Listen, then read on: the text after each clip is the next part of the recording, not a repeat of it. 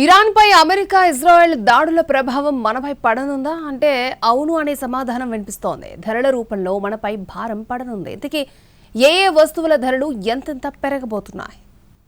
మధ్యప్రాచ్యం బాంబుల మోతతో దద్దరిల్లుతోంది.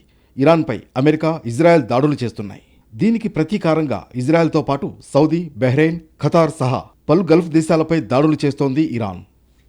మన దేశం వార్ జోన్కు చాలా దూరంలో ఉంది. అందువల్ల మనకు దాడుల భయం లేదు. కానీ యుద్ధ ప్రభావం మనపై మరోలా పడబోతోంది. మనపై ధరల బాంబులు పడే ప్రమాదం పొంచి ఉంది. ఒక రకంగా ధరల బాంబు నుంచి భారత్ తప్పించుకోలేని పరిస్థితి నెలకొంది.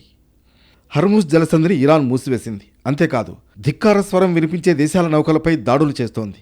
ఇరాన్ తీరు వల్ల ఆ మార్గానికి సమీపంలో పెద్ద సంఖ్యలో నౌకలు నిలిచిపోయాయి.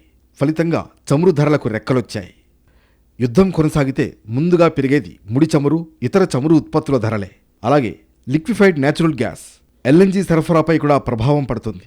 ఫలితంగా పెట్రోల్, డీజిల్ ధరలు భగ్గుమంటాయి. వంట నూనెల ధరలు కూడా పెరుగుతాయి. ఔషధాల ధరలు కూడా పెరిగే అవకాశం ఉంది. అంటే భారతీయులపై పెనుభారం పడనుంది. ముఖ్యంగా సాధారణ ప్రజానీకంపై ప్రభావం పడనుంది. పప్పు దినుసుల ధరలు కూడా భారీగా పెరిగే వీలుంది. మనం మయన్మార్, కెనడా, ఆఫ్రికా నుంచి ఏడాదికి దాదాపు 60 లక్షల టన్నుల కందులు, మినుములు సహా పలు రకాల పప్పులు దిగుమతి చేసుకుంటున్నాం. ఇరాన్, ఆఫ్ఘనిస్తాన్ నుంచి అత్తిపండు, బాదం, పిస్తా, ఖర్జూరం, ఎండు ద్రాక్ష, కుంకుమ పువ్వు, అప్రికాట్లను దిగుమతి చేసుకుంటున్నాం. యుద్ధం కారణంగా వీటి దిగుమతులపై ప్రభావం పడనుంది. విమానాల రాకపోకలు నిలిచిపోవడం వల్ల కార్గో రవాణా తగ్గిపోయింది. దీంతో ఎరువులు, సాగు ఉత్పత్తుల రాక ఇప్పటికే తగ్గిపోయింది. ఇతర దేశాల మీదుగా విమానాలు తిరిగి రావడంతో అంతర్జాతీయ ప్రయాణికులకు అధిక ఛార్జీల టికెట్ మోత మోగుతోంది. ముడిచమురు నుంచే ప్లాస్టిక్ గ్రాన్యూల్స్ తయారు చేస్తారు. ముడిచమురు సరఫరా తగ్గడంతో గత 2 రోజుల్లోనే ప్లాస్టిక్ గ్రాన్యూల్స్ ధర 12% ఎగసింది. దీంతో ప్లాస్టిక్ ఆధారిత ఉత్పత్తుల ధరలు కూడా పెరగనున్నాయి.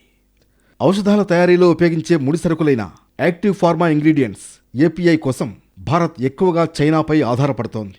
కానీ అత్యంత ఖరీదైన కీ స్టార్టింగ్ మెటీరియల్స్ కేఎస్ఎం కోసం ఎక్కువగా యూరప్ దేశాలపై ఆధారపడుతోంది.